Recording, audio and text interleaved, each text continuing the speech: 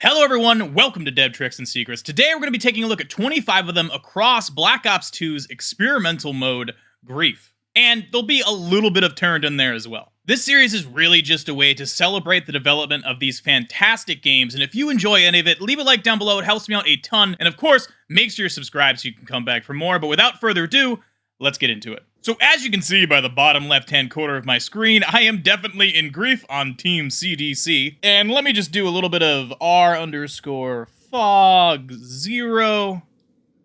That's much better. So here at Town, the liminal version of Town that is, there are a few interesting things to note. However, we should probably start with the obvious, and that's these black boxes. These black boxes we will see scattered all over the place, and they are essentially just representing models that aren't here on this version of the map. They're loaded out to save on resources, and of course, as well, I suppose, on file size, right? And it's just going to be a common occurrence to see these things everywhere. But for the first interesting thing here on Town, other than the fact that zombies do spawn here, even though we're not supposed to be here, is that the door here to the laundromat is completely gone. And in its place, there is still collision, so we can't walk into there. If you watch the first Dev Tricks and Secrets episode here on Black Ops 2, you'll hear my theory about this maybe being a playable space at one point in development, but ended up getting scrapped. And that also goes for the bowling alley back here. If we go on through the door, we can see that this door isn't here either. And this really puts in perspective the idea of being able to train zombies through here and actually be able to connect these two parts of the map through a building that you never got to go into. And in this liminal version of Town, the bowling alley signs are not here whatsoever. They're just represented, of course, by those black boxes. However, for some reason, there is still like a little blue light right here. Kind of strange. Feels even more empty than it did already. All of the doors do seem to work here, however, and if we go ahead and make our way upstairs, well, of course, there is no quick revive.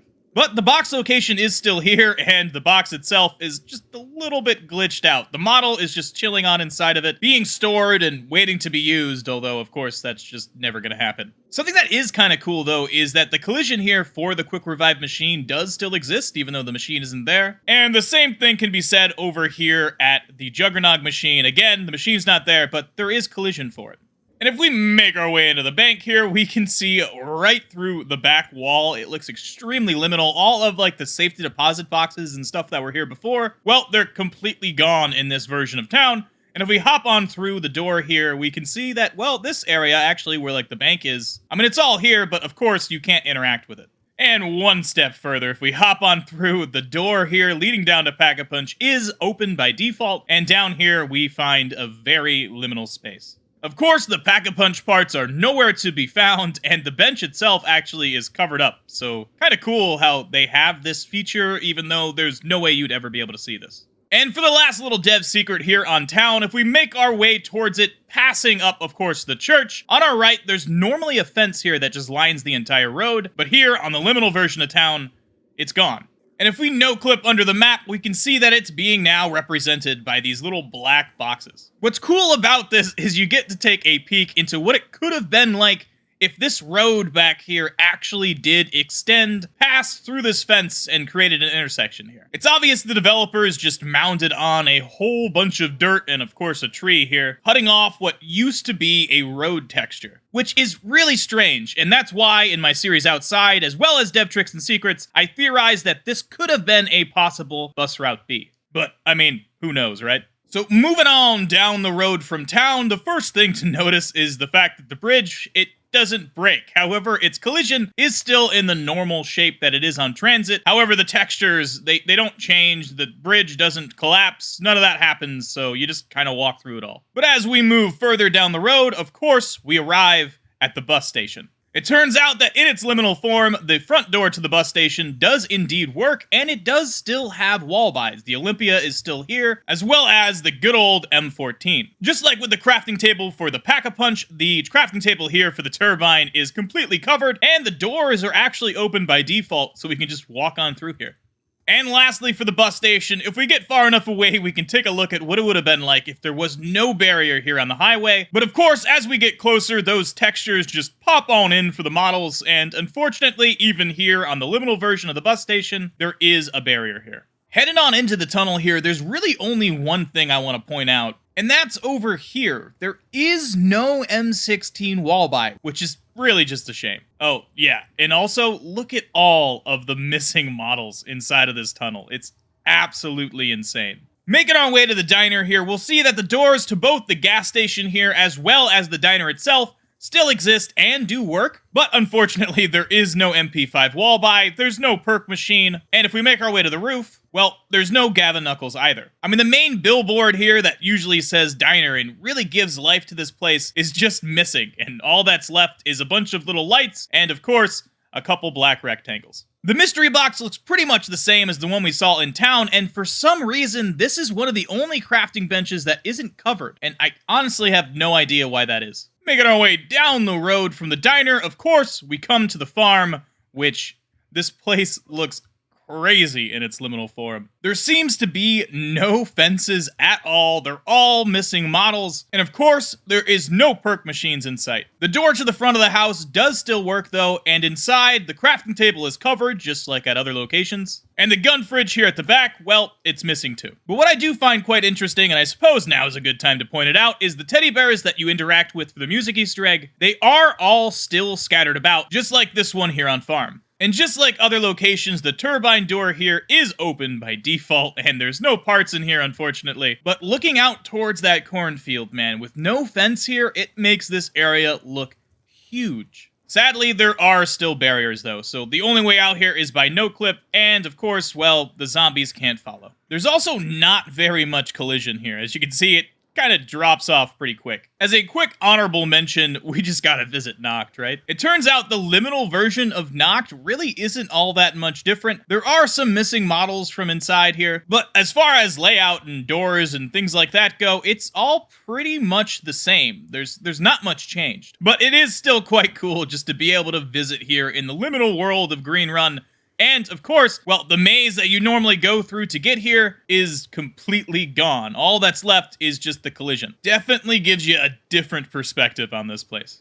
Moving on towards power, we can immediately see that the train cars are missing. They're nowhere to be found. And walking up to the facility, we can see that the AK-74U Wallbuy is still here and is functional. The same can be said about the door to the outhouse. That works as well. And when we come down here, well, the power room looks extremely liminal. Collision here still exists. We can walk over all of it, although as you can see, a lot of textures seem to be missing. The crafting table for the power is uncovered, just like the one at the diner, and all of the desks and stuff are just replaced with black boxes. And lastly, for the power station, of course the tombstone machine is not present here, but what's more interesting here is neither is the collision. Normally, although of course the perk machine isn't present in any of these liminal spaces, the collision where the machine usually is still exists, and you can just bump right into it. It seems like for these grief modes that the developers used the solo version of the map that didn't have tombstone at all. Or at least that's my current guess at the moment. Let me know down in the comment section if you think I'm wrong. And one more thing for the grief version of Green Run, if we hop on into the cabin here, well, pretty much all of the textures are just represented by darkness. The only thing that seems to exist still is the fireplace, and unfortunately, there is no Bowie knife Wallbuy. And look, the axe and the stump, kind of funny. I will say though, man, I am still not over how much space there is here, and it's crazy. When you play TranZit with fog, and of course the denizens constantly hopping on your head, you never get to fully utilize the potential that this area has. I mean, training a massive horde of zombies in this space would just be a ton of fun. But unfortunately, I guess because of limitations of consoles and perhaps development time in general, it just never happened. To the best of my knowledge from sifting through these maps, it seems that the grief version as well as the survival version for each one of the Green Run maps here, well, they all produce the same results that we just saw. However, there is one thing that's quite a bit different,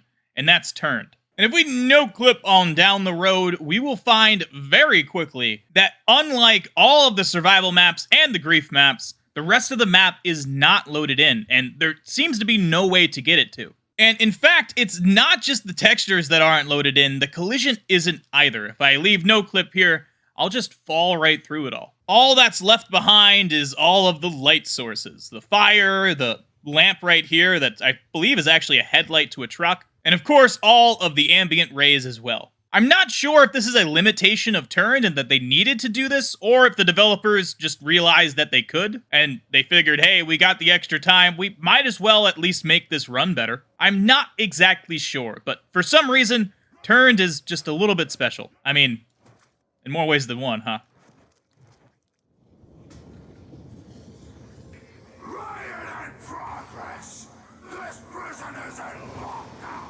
For our first dev secret here on the liminal version of Alcatraz, of course, normally in this map, you go through a checklist, find all the parts, and build a plane on the roof. And here on the Grief version of the map, you don't have access to any of these locations where you normally get the parts at. But using a little bit of noclip, of course, we can come on down here, and for instance, here at the laundromat, well, the laundry machine itself is missing, and all that's left is just like the circular part of it. And as you can see, when we go up to it, it says missing active trigger text. So not only is the washing machine missing, but the text to tell us to turn it on is missing as well. The Wallbuy down here does still exist, however, there is no way to interact with it, and I think this is only because normally there's a trigger that gets activated whenever you open this door. So here on the Grief version, there's just no way to make that happen. We make our way into the tunnels. First, we'll notice that the door here just doesn't exist for some reason. And actually, the same can be said for a lot of these doors. Like here in the double tap room, for instance, well, there's no double tap. And the one that normally leads down towards the staircase, well, that's just all open by default. Making our way to the next part location here in the spiral staircase, we can see that that cage does still exist. And, well, it does have collision, although there is no part here. And what's kind of strange about this as well, if we make our way all the way down the spiral staircase, there is no activator buttons to zap. It seems that the counters, as well as the things that you electrocute, just aren't present here in the liminal Alcatraz. Wallbuy for the Uzi, though, still present. And moreover, if we make our way towards the area where you normally pick the part up at, well, there is collision here. We could just walk out over the nothingness. Definitely a pretty weird perspective.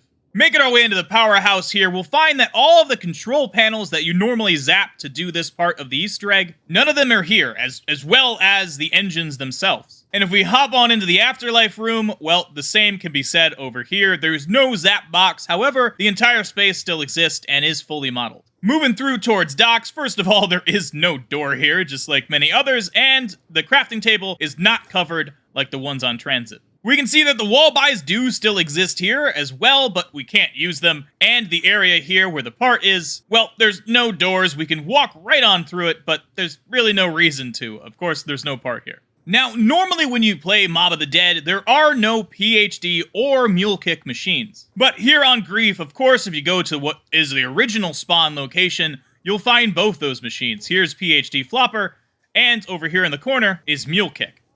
And coming back down here to docks, even though they did add those perk machines to the Grief version, we can see that the cruel prank on the zombies community still exists out here. The PhD machine as well as Mule Kick are just sitting on the dock. And although I've mentioned this before, no, they do not have collision, and of course, they have no interaction. You can't purchase them. And making our way over towards the gondola, we'll see that it is missing altogether. It's not sitting down here at the bottom, or at the top for that matter. It's just completely gone. And of course, this area is blocked off by Pack-a-Punch here in Grief, which brings us to our next dev trick. Normally, to Pack-a-Punch on Mob of the Dead, of course, you build the plane up here on the rooftop, and then you fly off to the Golden Gate Bridge. And what I've covered in both the series outside as well of dev tricks and secrets is that the Golden Gate Bridge out there in the distance, well, it's fake. It's just a 2D texture. But it turns out on Mob of the Dead as well as the Grief version here, if we go under the map at the docks, we can eventually make our way to the Golden Gate Bridge. There is no Pack-a-Punch down here, of course, although the collision does still exist for it. And the electric chairs, well, they're nowhere to be seen either.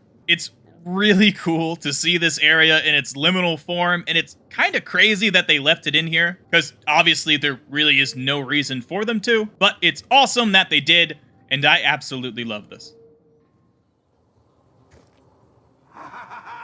We will work together against the zombies, yeah?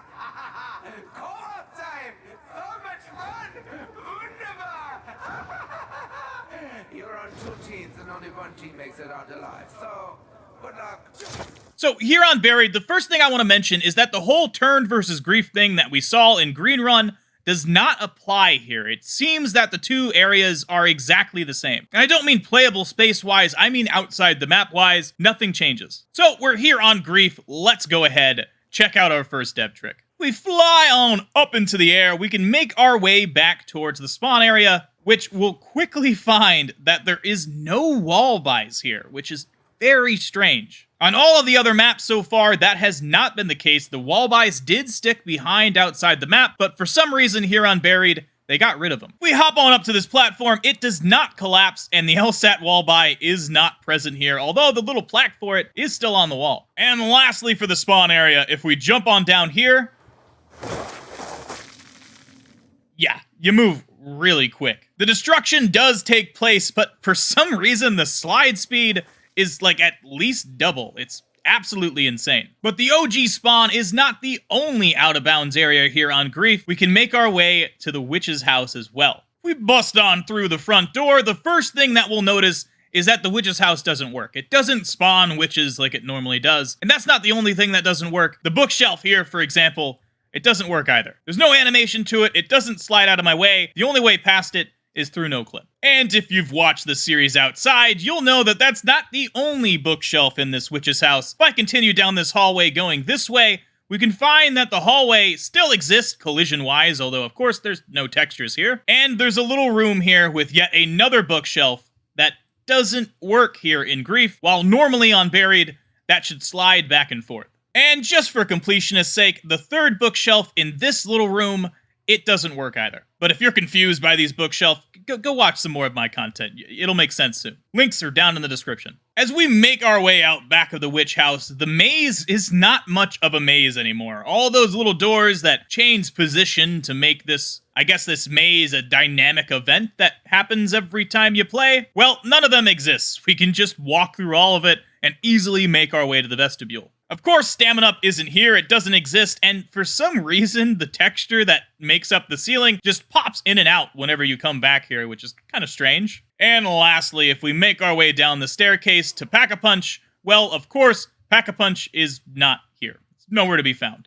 What is quite interesting, though, here on Buried, as well as Alcatraz, all of the modeling is present out of bounds. There is some minor defects, though, left behind, like this texture just clipping right through the top of the witch's house, which I think is just the texture for the ceiling of this cave here, but for some reason extends a little bit too far in this version of Buried. But that is it for me, ladies and gentlemen. I hope you guys enjoyed, and if you did, leave a like on the video. It helps me out a ton, and of course, make sure to subscribe so you can come back for more. There is a ton of dev tricks and secrets, and I can't wait to cover them all for you guys. If you want to watch some more of my content, you can click one of the videos on your screen right now. But if not, I'll catch you guys in the next one. Stay awesome, and peace out.